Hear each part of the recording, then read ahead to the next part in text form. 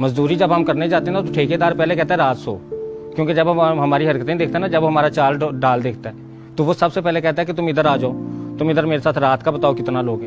अगर मैं नहीं जाती तो जो मजदूर साथ मेरे खड़े होते हैं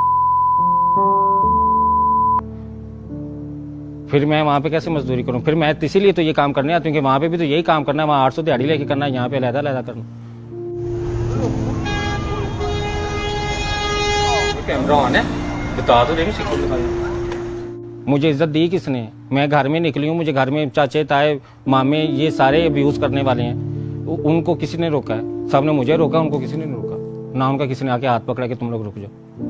मैं एंड पे कसूरवार निकली हूँ तो मैं यहाँ पहुंची हूँ, और मेरे पे जब कोई मौलाना साहब नौकरी लेके आएंगे और जब हम इनकार करेंगे तो फिर वो एतराज करें।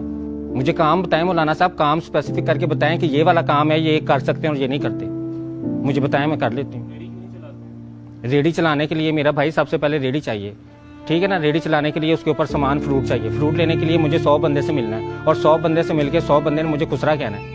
उसने ये नहीं कहना कि ये यहाँ पे मजदूरी करना है, उसने कहना यहाँ पे खुसरा फ्रूट बेचना है। 100 बदमाश गली में से गुजरने वाला खुसरा देख के उसने वैसे फ्रूट उठा लेना कि मैं पैसे नहीं देता, जो कर सकते हो जाओ कर लो। मौलाना साहब खुसरों की इज्जत पैदा करे माशरे में। मैं कहती हूँ मौलवी साहब ये ऐलान करे, मौलाना तारिक जमील ने रो कितनी दुआएं मांगी हैं, उन्होंने मर्द औरत का नाम लिया, वो खुसरों का नाम भी तो ले ही सकते थे अगर फाशी बेहजाई हम फैला रहे थे।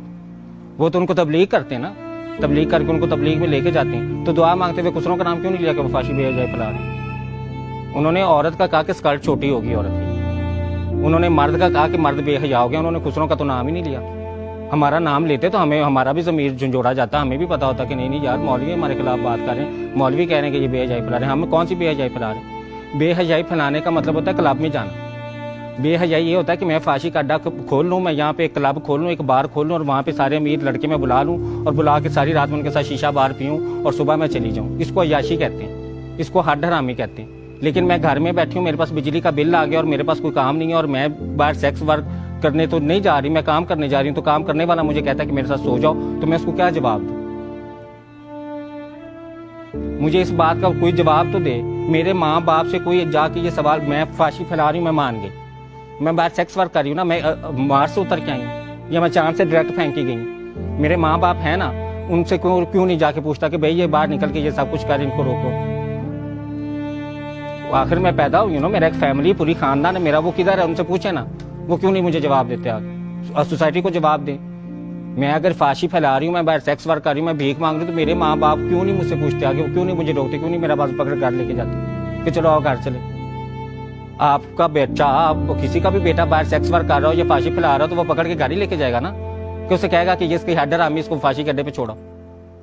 वो उसको मारेगा, उसको पीटेगा, उसको रोकेगा, हर तरह से उसको रोकेगा। तो मेरे माँ बाप किधर है? उनसे क्यों नहीं कोई पूछता वो मुझे रोकें?